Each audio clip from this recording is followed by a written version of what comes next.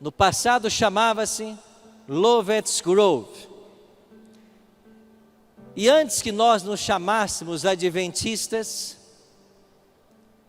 o casal White foi ao estado de Ohio.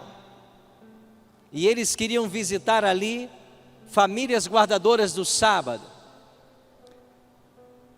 Eles passaram o final de semana visitando cerca de 40 famílias.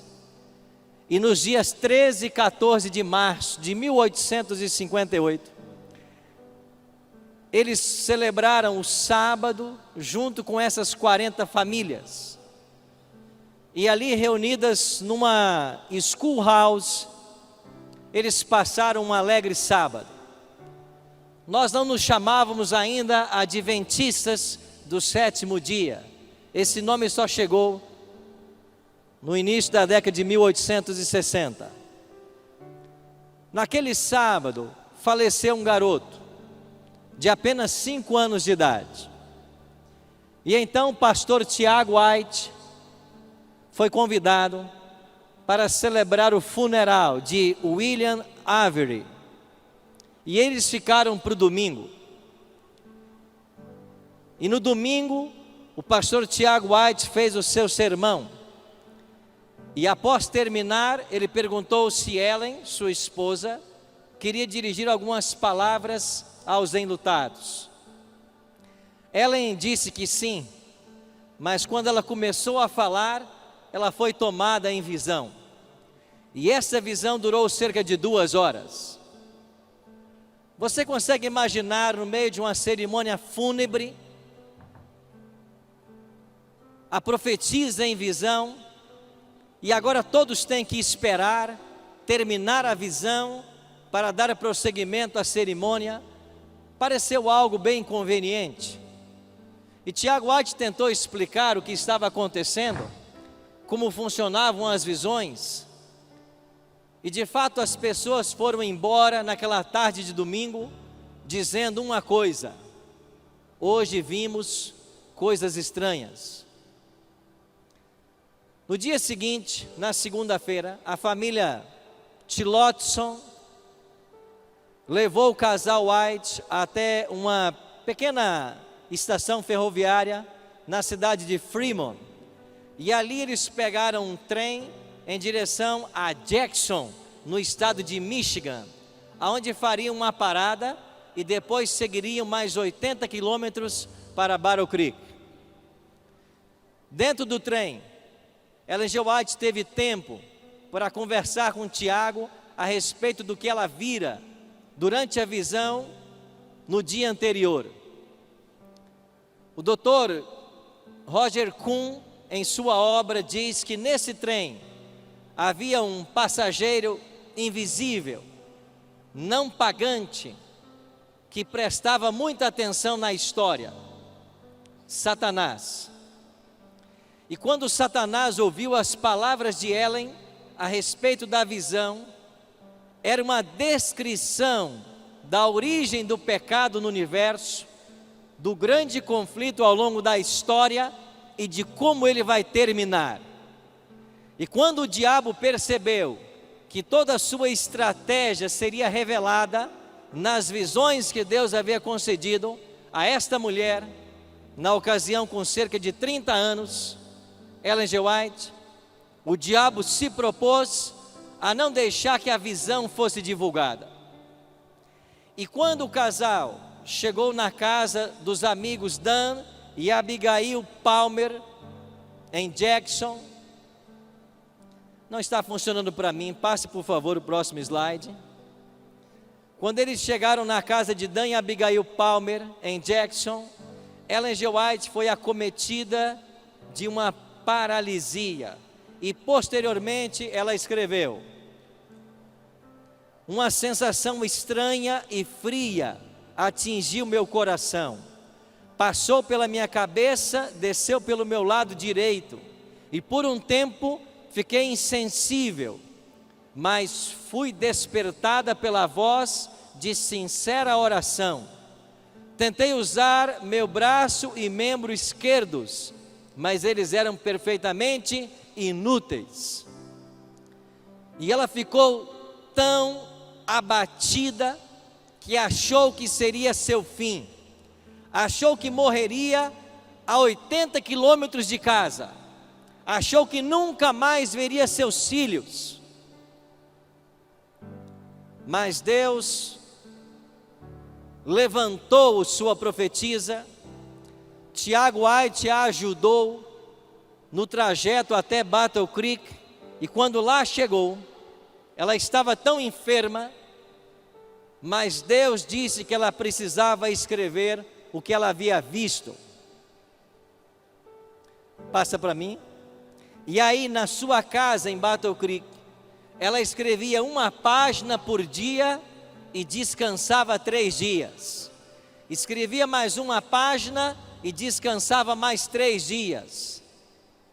E Deus revelou então para ela que o ataque de paralisia que ela sofrera na casa de Dan Palmer tinha sido o próprio Satanás tentando estrangulá-la. Ele tentou matá-la para que a visão não fosse escrita, mas Deus preservou sua vida para que esta informação viesse à tona. E no mês de setembro daquele ano, saiu o que nós chamamos de Spiritual Gifts, volumes 1 e 2, que depois veio a ser traduzido como A Grande Controvérsia entre Cristo e Satanás. Um manuscrito de 219 páginas, desmascarando a obra de Satanás e dando para nós uma visão clara do grande conflito. Nos anos posteriores, Ellen G. White terminou os volumes 3 e 4 de Spiritual Gifts e escreveu 4 volumes, chamados O Espírito de Profecia. E depois eles foram atualizados. E a partir de 1888, nós temos a publicação daquilo que nós chamamos a série do grande conflito. O Desejado de Todas as Nações, Patriarcas e Profetas, Profetas e Reis e Atos dos Apóstolos.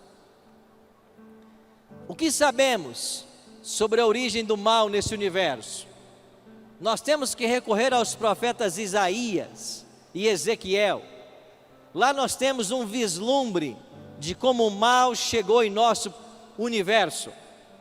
O profeta diz: como caíste do céu, ó estrela da manhã. E no verso 13, tu que dizias no teu coração: eu subirei ao céu, acima das estrelas de Deus, exaltarei o meu trono. Apocalipse diz que por causa dessas pretensões no coração desse anjo, houve uma batalha no céu, e Lúcifer foi expulso, e ele arrastou consigo a terça parte dos anjos de Deus.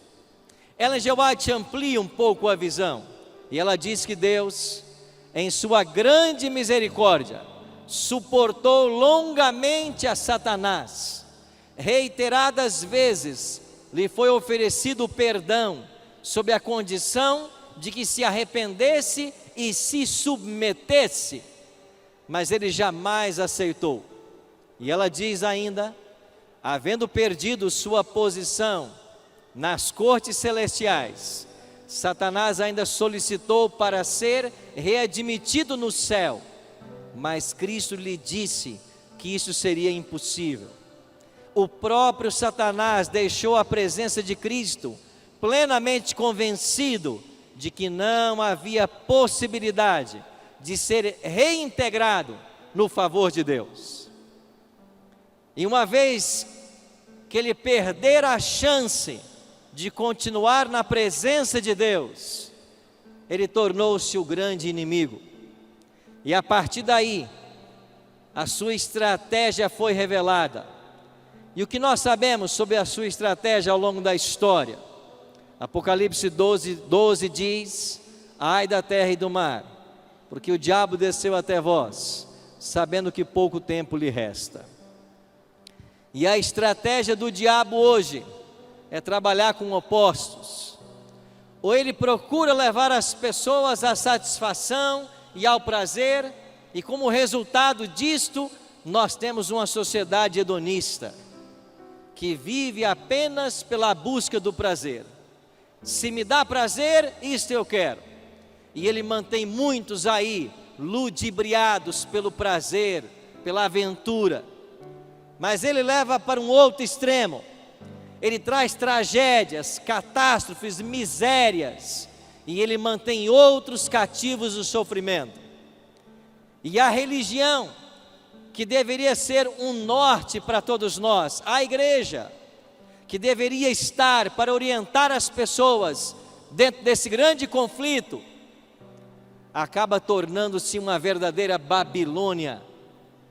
E cada igreja aponta numa direção, cada igreja dá uma versão, cada igreja apresenta a sua versão para o fim. Oxford listou recentemente 34 mil religiões cristãs. E é por isso que você está aqui nessa manhã. Porque nós, como igreja adventista, não somos mais uma igreja. Nós somos a igreja. Porque Deus colocou sobre os meus ombros e sobre os seus ombros uma sagrada responsabilidade. Não existe outra igreja na face da terra que tenha uma visão tão clara a respeito do grande conflito, como ele se desdobra e como ele vai ser concluído. E nós temos uma missão profética de nos unirmos ombro a ombro e advertirmos o mundo a respeito do fim e da volta de Cristo. Ellen G. White tem 2 textos que eu queria ler com vocês. O primeiro deles em Testemunhos Seletos, volume 2. Não temos tempo a perder. O fim está o quê, irmãos? Próximo. Segundo a luz que me foi dada por Deus, diz ela, sei que as potências das trevas estão trabalhando com intensa energia que procede de baixo, e a passos furtivos vai Satanás avançando para se apoderar dos que agora se acham distraídos, qual lobo que se apodera da presa. Muitos estão ensinando que o diabo não existe. Muitos estão fazendo brincadeira com ele. Mas ele está furtivamente desenvolvendo sua obra e levando milhares à ruína. E nós não temos tempo a perder. E ela faz uma outra advertência em Testemunhos Seletos, no volume 3. Os membros da igreja devem estar sempre prontos para entrar. Quando, amigos? Imediatamente em ação. Aonde quer que vejamos o trabalho por fazer, devemos lançar-nos a ele e executá-lo, olhando para quem? Para Jesus, constantemente para Jesus. E se cada membro fosse um missionário vivo, o evangelho seria rapidamente proclamado em todos os países, a todos os povos, nações e línguas. Mateus 24:14 se cumpriria, e então Jesus voltaria. Por isso eu e você estamos aqui nessa manhã. Nós somos os membros desta igreja, e o apelo para mim e para você é que nós sejamos um missionário vivo aonde quer que estivermos. Aí temos que ser um missionário. E Deus tem pressa em sua obra. O Espírito Santo está trabalhando de forma extraordinária. E Ele está precisando de homens e mulheres que se coloquem ao seu dispor para uma obra sobrenatural. Outro dia eu recebi uma ligação da Bahia. Um senhor disse assim: Pastor Arilton, o senhor pode vir até aqui na nossa cidade, me batizar? Eu perguntei: você não tem uma igreja adventista aí perto? Ele disse: não, pastor, nós moramos numa vila no interior da Bahia, não tem igreja. A igreja mais perto mais próxima está a 40 quilômetros. Nós começamos a assistir a Novo Tempo. Eu e minha família tomamos a decisão. Nós queremos ser adventistas. O senhor pode vir batizar? Eu disse: amigo, nós temos uma agenda muito lotada. O senhor e a família querem ser batizados? Quantos vocês são? Ele disse: 25. Eu pensei assim: eu acho que apareceu uma vaga na minha agenda. Vocês são 25? Irmãos, eu não pude batizá-los, mas um outro pastor foi. E sabe quantas pessoas o pastor batizou? 33. E eles, a família, construíram a igreja adventista do local. O Espírito Santo tem pressa. Ele está esperando homens e mulheres se levantarem, se colocarem disponíveis para que Ele possa usar.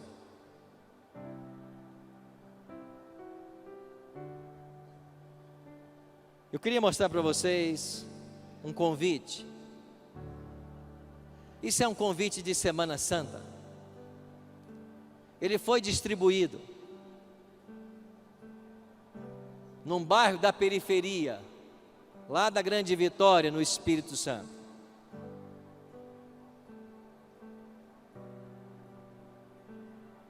E esse convite chegou na mão de um garoto de 13 anos. Eu me lembro como se fosse hoje. Era um domingo à noite. Eu estava em casa, estava chovendo, e eu assistia Os Trapalhões, que era um programa que eu gostava. Esse convite chegou na minha mão. Alguém disse: hoje começa um programa especial aqui no bairro, a respeito da vida de Cristo. E embaixo do convite estava escrito: a vida em sua morte. Eu disse: eu não vou, está chovendo muito, estou vendo meu programa favorito. Mas eu fiquei olhando para aquele convite e algo tocou meu coração. E eu deixei a minha casa, enfrentei uma rua que já estava alagada e fui para um salão. E lá eu encontrei um médico, ancião dessa igreja, que mesmo tendo uma agenda muito concorrida, separava tempo para falar do amor de Cristo. Seu nome, Dr. Emanuel Ruela.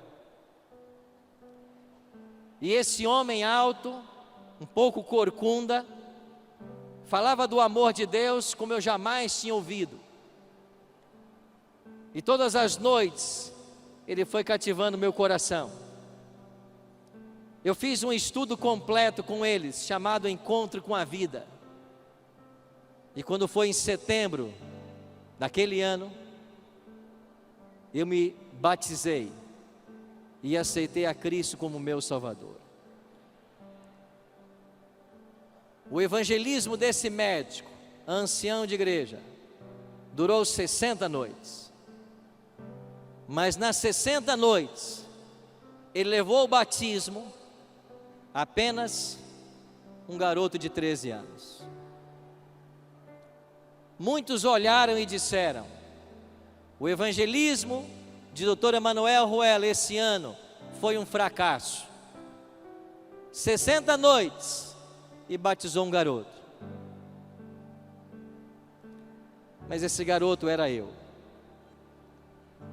E graças ao seu trabalho, eu não tive o destino que tiveram meus amigos de infância. Todos morreram nas drogas. Todos. Você não tem ideia do quanto o seu trabalho é precioso. Você não tem ideia de quanto é valoroso cada sermão que você faz. cada estudo, cada evangelismo. E mesmo tendo se passado mais de 30 anos, eu guardo esse convite comigo até hoje, porque há mais de 30 anos eu recebi um convite da Igreja Adventista. Graças a esse folheto, a esse papel, eu pude ter a minha oportunidade, a minha experiência com Jesus. Você foi chamado aqui hoje para fazer uma obra excelente. Nós pastores até recebemos para fazer isso. Você não. Mas Deus um dia vai recompensar você. Nós não podemos. A igreja não vai poder nunca recompensar você pelo que você faz. Você podia estar com a sua família, podia estar no lazer, podia ter viajado, mas nesse domingo, você veio aqui para esse local, porque Deus tem um plano especial na sua vida. Ele quer usar você, e só a eternidade vai revelar os frutos do seu trabalho. Por isso, se prepare, porque vai ser um domingo muito especial. E se nós nos colocarmos à disposição de Deus e de seu Espírito, nós veremos milagres acontecerem. E enquanto ela viajava para Jackson, Michigan, voltando para casa, ela contou em um trem a visão para Tiago White. E quando eles chegaram em Jackson, na casa de Dan e Abigail Palmer, o diabo tentou matar Ellen G. White. Ele não queria que a visão fosse revelada. Pode passar? Mas Deus levou avante o seu projeto e ajudou a profetisa a escrever 219 páginas com muita dificuldade, que depois veio a ser a série Grande Conflito que nós conhecemos. Prezo mais o livro Grande Conflito do que a prata e o ouro, e desejo grandemente que seja apresentado ao povo. E enquanto escrevia o manuscrito de O Grande Conflito, eu me sentia muitas vezes consciente da presença dos anjos de Deus. Pode passar. Ellen G. White narra em detalhes singulares todo o conflito que se originou no céu e a expulsão de Lúcifer de lá. Em ocasião eu fui chamado para um debate numa rádio e eu estava falando a respeito da veracidade do dom profético. E ali havia mais 3 pastores e um deles disse assim para mim, com um grande conflito nas mãos: Pastor Arilton, se essa mulher é profetisa, me explica então o que ela está escrevendo aqui. E ele leu partes do Grande Conflito que dava detalhes a respeito da expulsão de Lúcifer no céu. E depois ele se voltou para mim e perguntou: aonde está mesmo isso na Bíblia, pastor? Se ela escreve além do que está na Bíblia, ela não é uma falsa profetisa? Irmãos, há momentos difíceis, né? Mas o Espírito Santo sempre está aí para nos ajudar. E na mesma hora me veio a resposta. E eu disse para ele assim: Ellen G. White escreveu algo que não está na Bíblia. E ela pode fazê-lo porque ela é uma profetisa. Porque só o profeta pode dar uma informação que não está na Bíblia. Agora, se você me provar que ela é uma falsa profetisa, eu dou o braço a torcer. Você pode? E ali nós passamos os testes de um verdadeiro profeta, e ele entendeu que por ela ser profetisa, ela pode trazer detalhes que a Bíblia não traz. E Ellen G. White traz detalhes. Essa rebelião que começou no céu, pode passar, foi para o Éden. E você sabe que o diabo conseguiu enganar Adão e Eva. E então Deus ali mesmo fez uma promessa.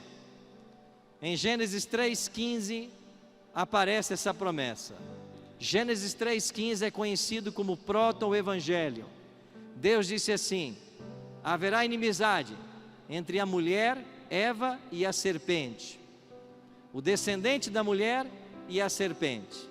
E essa profecia cumpriu-se com a vinda de Cristo. Interessante que quando Adão e Eva têm o seu primeiro filho, Gênesis 4:1 vai dizer, vai registrar palavras de Eva: adquiri um varão com o auxílio do Senhor. Assim traduziu-se o português, mas no original hebraico não está assim. O hebraico diz: adquiri um varão, o Senhor. Eva esperava que Caim fosse o Messias, mas a história mostrou que não era. Depois Deus estabelece a aliança com Noé, os filhos de Noé. Um deles era Sem, as famílias semitas, e foi com as famílias semitas que Deus estabeleceu sua aliança. Mas a inimizade colocada entre a serpente e o descendente da mulher já começou desde o paraíso. E quando nós chegamos nas famílias de Noé, Sem, Cão e Jafé, é a família de Sem que vai manter a aliança. 10 gerações depois de Sem, chega Abraão. Abraão foi pai de Isaac, pai de Jacó. Jacó teve 12 filhos, 12 tribos. E o que fez o diabo com essas 12 tribos? Ele perseguiu-as. No ano 722 a.C., ele consegue destruir 10 das 12 tribos. E das duas que sobraram, Judá e Benjamim, elas vão parar em cativeiro. E nós temos o cativeiro babilônico, 70 anos de escravidão. Mas lá no cativeiro babilônico, o povo já tinha a promessa de um libertador, seria Ciro. E quando Ciro conquista a Babilônia, autoriza o povo judeu a voltar para Jerusalém, poucas famílias voltaram. Mas aqueles que voltaram, reconstruíram a cidade e o templo. E no dia de reinaugurar o templo, ali estava 2 profetas de Deus. Um deles, Ageu.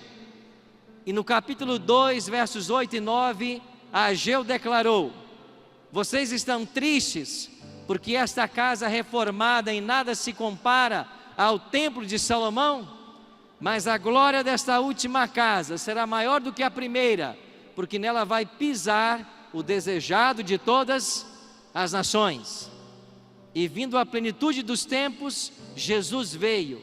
E em Mateus 24:1, quando ele entra no templo, se cumpre a promessa de Ageu. E desde o nascimento, o diabo tentou matar a Cristo. Através de Herodes, mandou que as crianças fossem assassinadas. Não deu certo. Deus preservou a vida do Filho de Deus, do seu Filho. Na cruz, o diabo achou que havia se tornado vitorioso. E quando Cristo foi colocado no sepulcro na sexta-feira, os demônios se apinharam em torno da sepultura dele. E era a intenção de Satanás que Jesus nunca mais saísse daquele sepulcro. Mas você conhece a história. Um poderoso anjo veio do céu, removeu a pedra e então disse: filho, teu pai te chama. E Cristo, pelo poder que havia nele, se ressuscitou. E quando Cristo vence a morte, ele vence Satanás, e ele agora pode estender a vida eterna para todas as pessoas que o aceitarem como Salvador. Quer tentar, por favor? Aqui deu certo? Ok. Agora, uma vez que Satanás não conseguiu destruir a Cristo, nem mantê-lo na sepultura, o ódio dele se volta contra a igreja de Cristo. É o que vai dizer Apocalipse 12 verso 6. Depois 12, 17. O diabo irou-se contra os seguidores de Cristo. E logo no ano 67, 2 baluartes da igreja cristã primitiva, Pedro e Paulo, são mortos por ordem de Nero. No ano 70, Jerusalém foi destruída. E do ano 72 até o ano 80, os judeus escravizados na destruição de Jerusalém foram forçados a construir o Coliseu Romano. E quando o Coliseu foi inaugurado, morreram 10.000 animais selvagens e 5.000 cristãos nos meses de festa inaugurando o Coliseu. Até hoje o Coliseu permanece como um símbolo de milhares que ali depuseram suas vidas por amor a Cristo. Mas Apocalipse 12 diz que esta perseguição à mulher duraria 1260 anos. E nesses 1260 anos, o diabo perseguiu aos que buscavam ser leais à palavra de Deus. Podemos mencionar entre eles os valdenses, os albigenses, os huguenotes, um povo pacífico que buscava seguir a vontade de Deus e sua palavra. Foram perseguidos e mortos. No século XII, o diabo estabeleceu, quem sabe, o seu pior estratagema, o Tribunal do Santo Ofício. E nesse tribunal, as pessoas eram declaradas hereges pelo simples fato de não aceitarem a autoridade da igreja romana e por desejarem manterem-se leais à palavra de Deus. Existem historiadores que afirmam que nesses 12 séculos morreram cerca de 150 milhões de cristãos.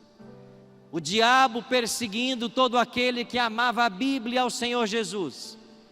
O grande conflito se intensificou na história.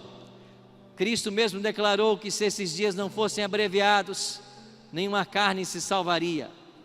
E o que trouxe a abreviação, as perseguições da Idade Média, foi o movimento da Reforma Protestante. Mas antes que a Reforma chegasse, aí nesse mesmo prédio, na cidade de Constança, na Alemanha, foram condenados à fogueira John Hus e Jerônimo de Praga. E quando chegamos na Reforma Protestante, o maior expoente desse movimento, Lutero, também foi severamente provado. E Lutero foi chamado a Worms para defender a sua visão. E a igreja romana queria que ele renunciasse àquilo que ele ensinava em seus livros. E lá em Worms, a igreja intencionava matá-lo. Mas por ajuda ou com a ajuda de Frederico, o sábio da Saxônia, Lutero foi sequestrado e levado para um castelo onde ele passou 10 meses em segurança. Aí está o castelo de Wartburg. E esse Frederico sábio era apaixonado com a causa de Lutero. E ele disse para os seus soldados: eles vão matar Lutero, para que não matem, vocês o sequestrem e coloquem ele nos meus domínios, mas num local aonde eu não saiba, porque se eles descobrirem o meu apoio e me torturarem, eu não poderei entregá-lo. E por 10 meses Lutero ficou aí, oculto nesse castelo, de onde traduziu o Novo Testamento para o alemão. E quando todos pensavam que Lutero estava morto, o povo estava tendo a Bíblia na sua língua. O autor de Hebreus capítulo 11 diz que todos esses que morreram ao longo da história eram homens dos quais o mundo não era digno. E quando nos aproximamos do fim agora do grande conflito, Ellen G. White faz uma previsão. No grande conflito, na página 48, ela escreveu: haja um reavivamento da fé e do poder da igreja primitiva, e o espírito de opressão reviverá, reacendendo-se as fogueiras da perseguição. Amigos, o que está diante de nós nesse grande conflito? Deus vai levantar dentro dessa igreja um tremendo movimento, que vai ser liderado pela chuva serôdia. Sinais maiores que os apóstolos fizeram voltarão a acontecer. E quando esses sinais começarem a acontecer, quando as 3 mensagens começarem a ser pregadas no poder do Espírito, as perseguições voltarão. Mas quem está preocupado com perseguição? Nós devemos estar preocupados em estar prontos para receber esse poder. Porque finalmente, quando concluir-se a história humana, todo ser humano vai ser possuído por um Espírito. E aqueles que não forem possuídos pelo Espírito Santo, na chuva serôdia, serão possuídos pelos espíritos demoníacos. Porque os 4 anjos soltarão os ventos, e o ser humano ficará entregue à mercê de Satanás. E Satanás fará com estes agora, sem a proteção divina, o que bem lhe entender. E eu fico pensando, se num tempo onde o Espírito atua como hoje, nós testemunhamos as maiores atrocidades acontecerem, o que vai acontecer quando o Espírito finalmente se retirar da terra? Por isso são solenes os momentos que nós, como igreja, estamos vivendo. E eu e você precisamos nos preparar para esse momento.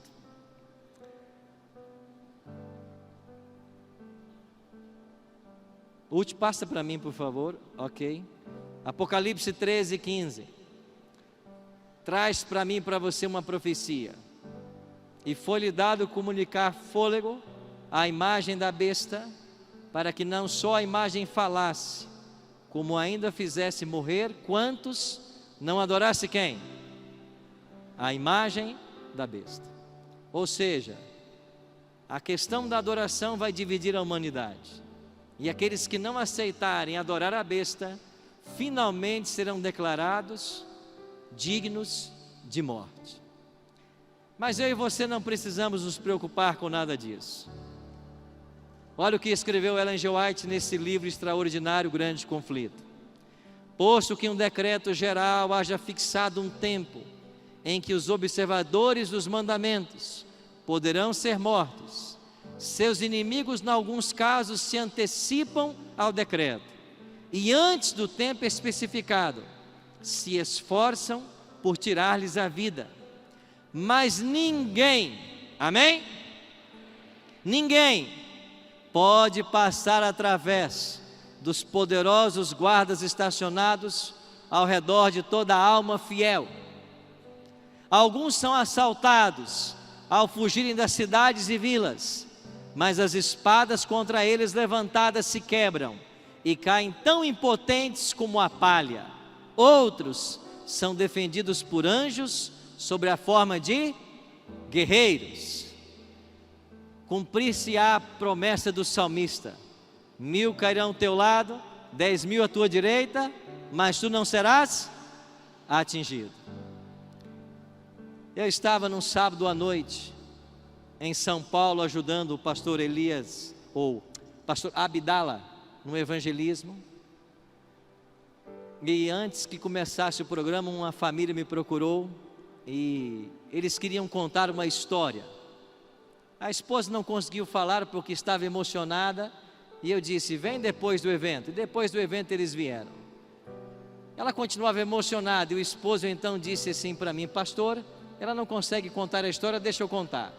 Aí está aqui minha esposa, meu filho de 5 anos.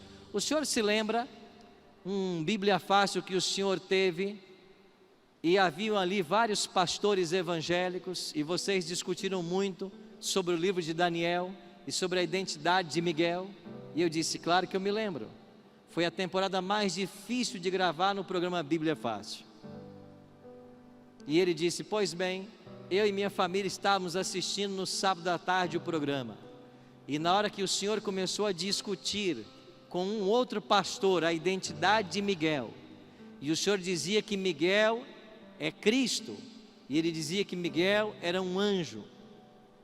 Esse meu filho de 5 anos estava sentado no sofá conosco, e ele, pastor, deu um salto do sofá e foi para perto da TV e disse assim: papai, mamãe, olhem aqui. E nós perguntamos: o que, filho? E ele disse assim: um anjo poderoso ao lado do pastor Arilton. E eles disseram: nós não estamos vendo, filho. E o nosso filho insistia: pai, mãe, olha aqui, do lado do pastor Arilton, um anjo enorme de branco, o senhor não está vendo?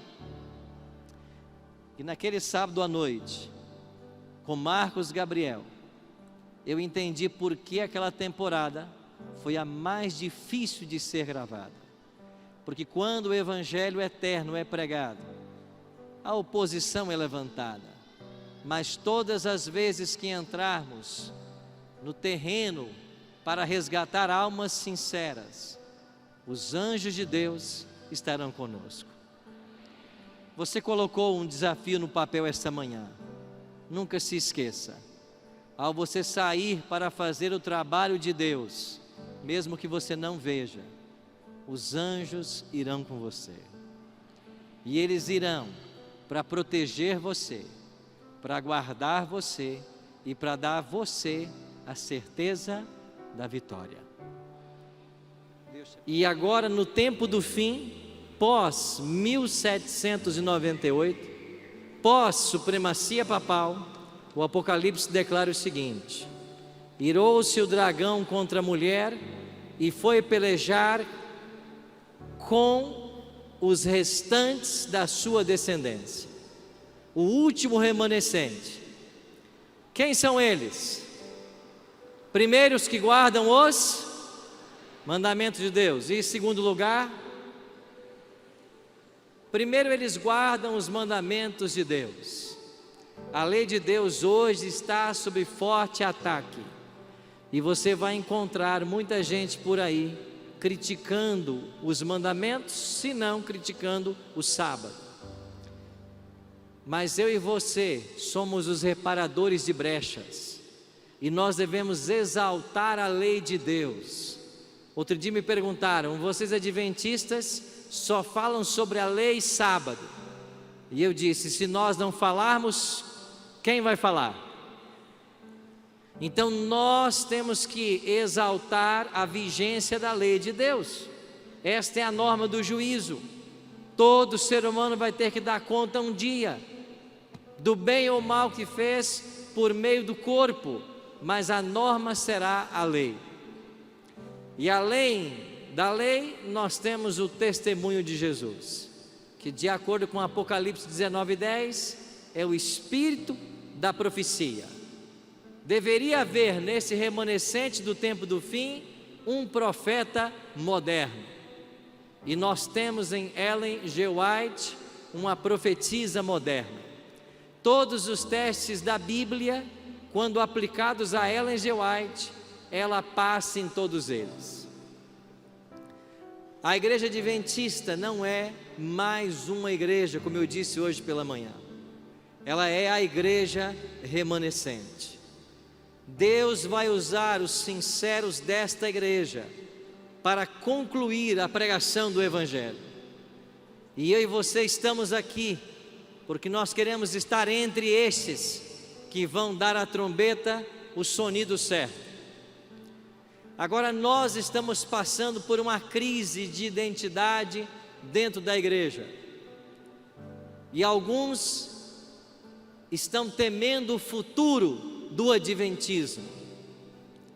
Isso já estava escrito no livro A Mão de Deus ao Leme, quando no seu prefácio o pastor Joel Sarli declarou de que a história dos organismos religiosos ensina que a terceira geração de membros enfraquece a textura do movimento, porque perde o contato com os fundamentos escritos e defendidos pelos pioneiros.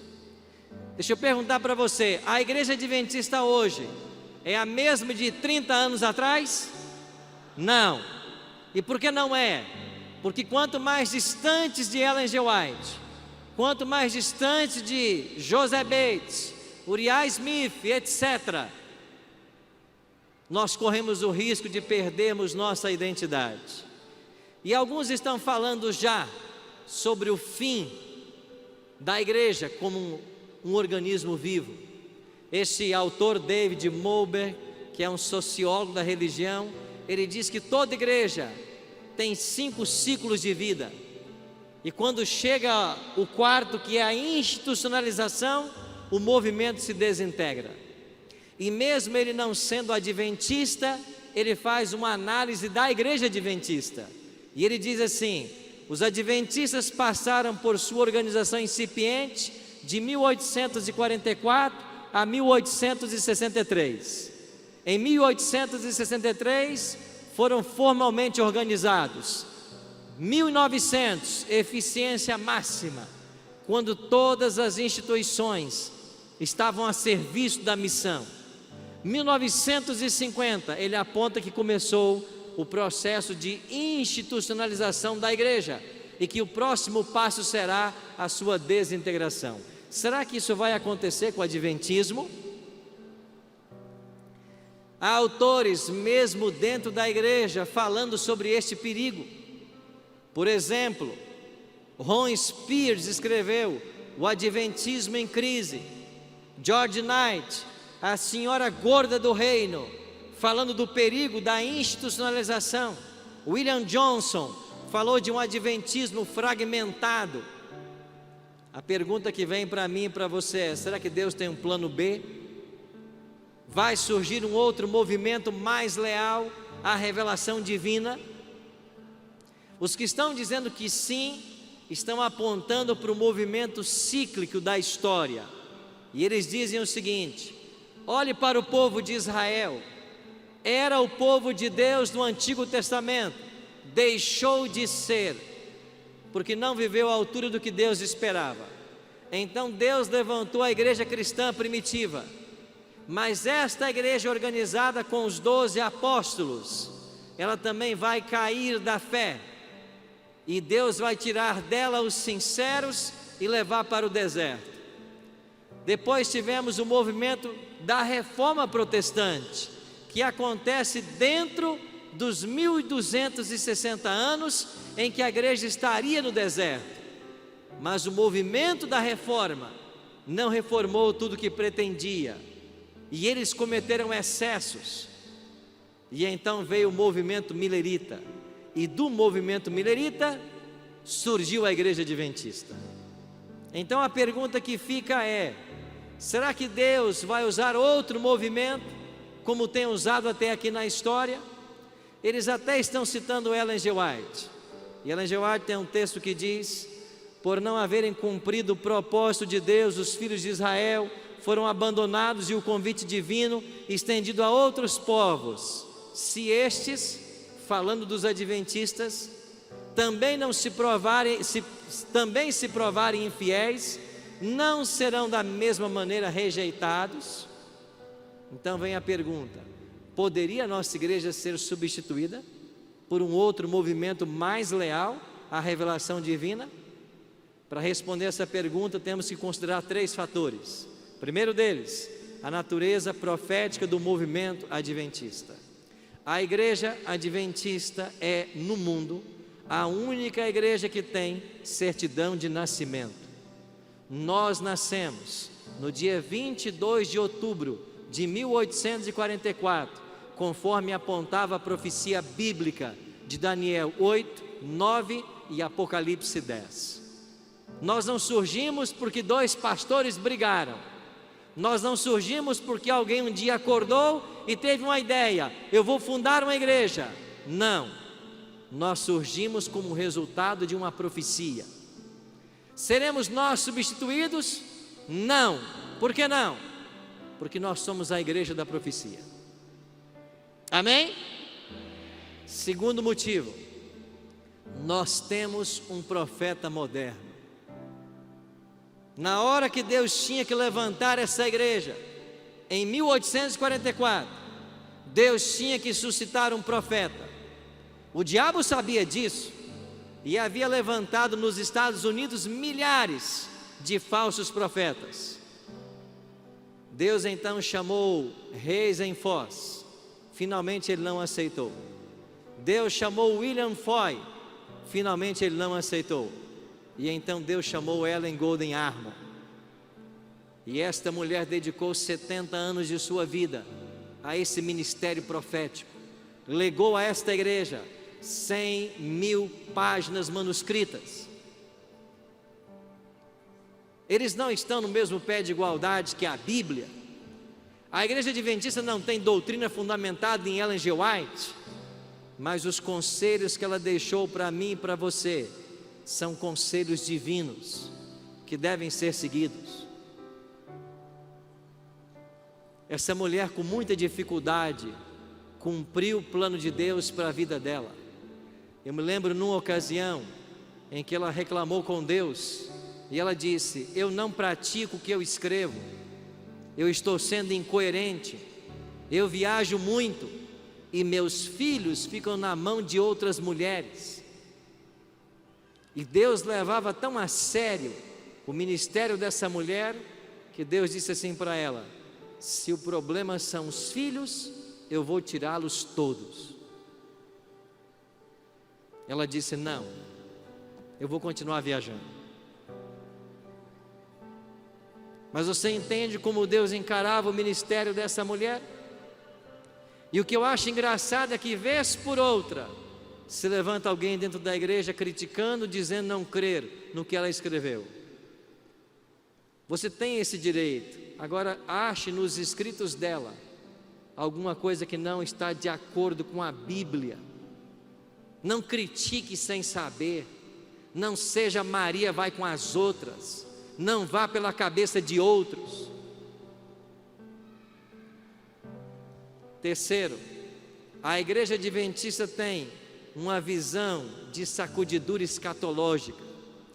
Por isso ela não vai ser substituída por um outro movimento. O que significa essa visão? Eu vou exemplificar nesse gráfico. A igreja adventista é a igreja remanescente, mas dentro do remanescente você tem o trigo e o joio. E lá fora está a Babilônia, a confusão religiosa que se assentou em nossos dias. Mas dentro de Babilônia você tem o fiel e o infiel. O que será a sacudidura escatológica? Sairá do adventismo o joio, e ele vai para a Babilônia, e os sinceros de Deus em Babilônia virão para o remanescente. Esse movimento já começou, e toda vez que alguém se levanta e começa a falar contra essa igreja, ele se caracteriza joio, porque a profetisa escreveu: fraca e defeituosa como possa parecer, esta igreja é a menina dos olhos de Deus. E quem fala desta igreja está colocando o dedo nos olhos de Deus. Fraca e defeituosa como possa parecer. Dentro da igreja você tem o trigo e o joio, mas não é a nossa missão separar. É o próprio Cristo quem vai separar. E Ele mesmo disse: eu tenho muitas ovelhas que não são desse aprisco, a mim convém conduzi-las. Elas ouvirão a minha voz, e haverá um só rebanho e um só pastor. Eu fico feliz com esse texto, porque não é missão minha conduzir os sinceros, nem sua, é missão dele, mas ele quer usar você. Ele escolheu depender de você. Para o Bíblia Fácil, as pessoas se inscrevem mandando vídeos. E um tempo atrás eu recebi um vídeo que dizia assim: um homem, um fazendeiro do Mato Grosso, ele disse assim: eu não acredito em Deus, não acredito na Bíblia, mas se me chamarem para esse programa, eu vou. Foi isso o vídeo dele. Eu não acredito em Deus, não acredito na Bíblia, mas se me chamarem eu vou. E quando eu vi o vídeo, eu disse para a produção: esse é o tipo de gente que nós queremos, chamem ele. E ele veio, chegou no domingo aqui no Cevisa. Segunda-feira começaram as gravações, ele nem comentava nada. Terça-feira, indiferente. E eu tentei me aproximar um pouco dele, nas caminhadas, nas refeições. Tentei cativar a atenção dele, e ele começou a se interessar aos poucos. Na quarta-feira, já participou um pouco no programa, fazendo algumas perguntas. Quando foi na quinta de manhã, quando eu me assentei na mesa para tomar o desjejum no Cevisa, ele chegou e disse: pastor, posso me assentar com o senhor? Eu disse: claro. E ele se assentou e disse: pastor, posso te dizer algo? Eu disse: pode. De ontem para cá, eu sou um novo homem. O senhor é um novo homem? Por quê? Porque eu acredito em Deus. E por que o senhor acredita em Deus? Porque ontem ele falou comigo. O senhor me batiza? Eu disse: claro. Você quer ir para a missão? Não é obra sua converter as pessoas, mas ele escolheu depender de você. E se você não for, nada vai acontecer. As pessoas que Deus queria alcançar através de você, elas não serão alcançadas. Eu queria contar uma outra história para você.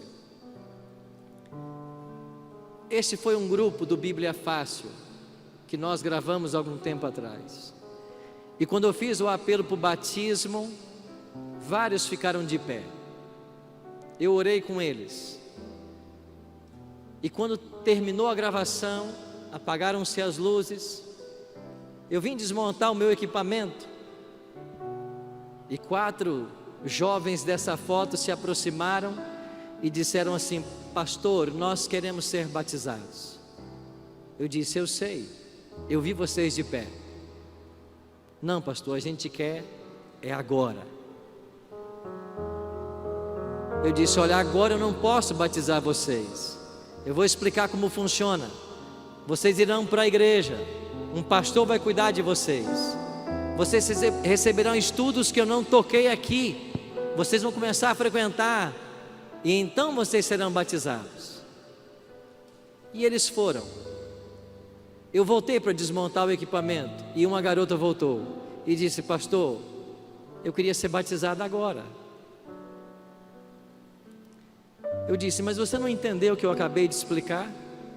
Ela disse: pastor, o senhor não conhece a minha história.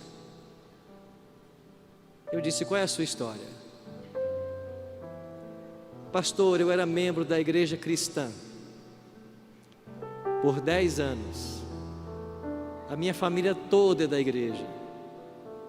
Me ensinaram a vida inteira que vocês são uma seita. Eu nunca conversaria com um adventista.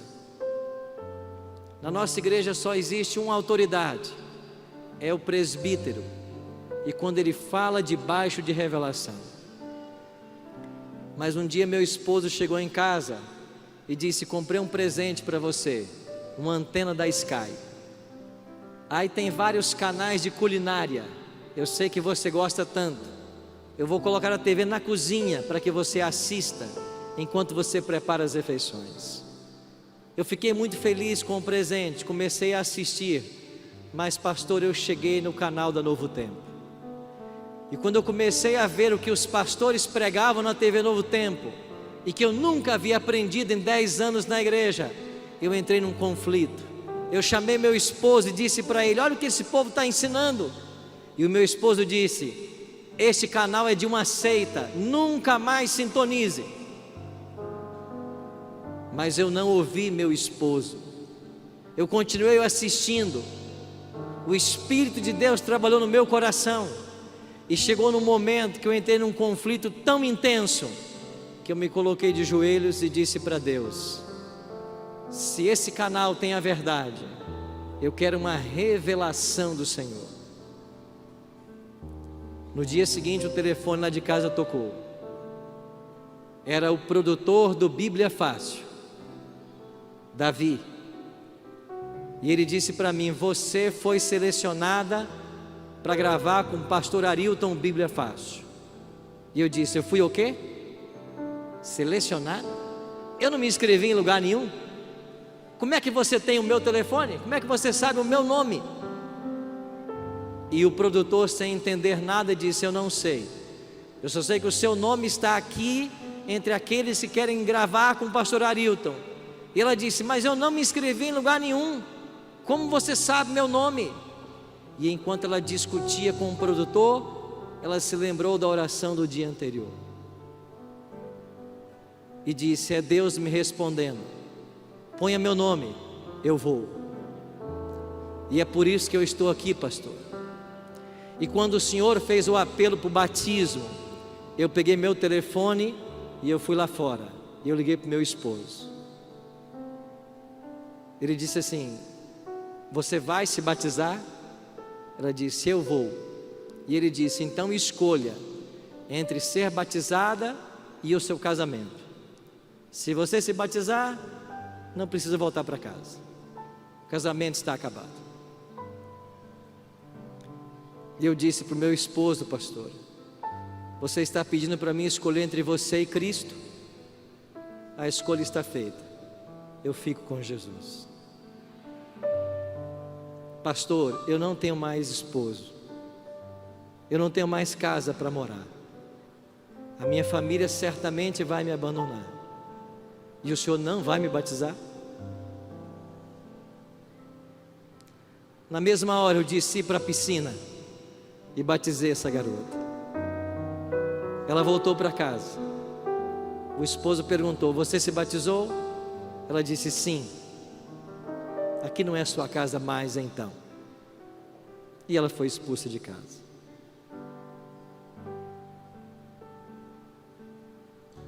Eu queria fazer um convite. Tem alguém nessa tarde que ainda não passou pelo santo batismo, mas você está aqui porque você tem no seu coração desejo de servir a Cristo e de ajudar a salvar outros.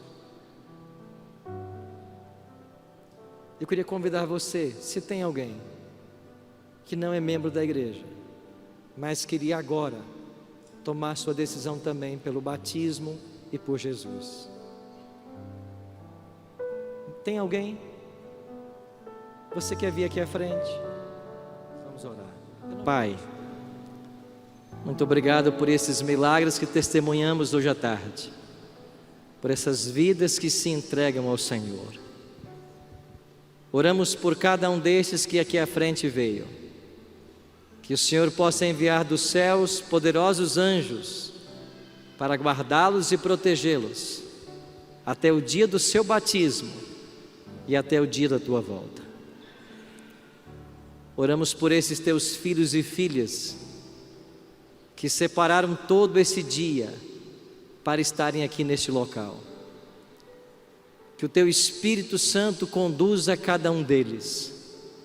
Que o Senhor coloque em nosso caminho as pessoas que o Senhor deseja que alcancemos. E que nós, como um grande exército, unidos num só propósito, ajudemos outros a encontrarem o caminho da salvação. Abençoe a Associação Paulista Central, todos os pastores, a sua liderança, e permita que 2019 seja um ano de lindas vitórias, para a honra e glória do teu santo nome.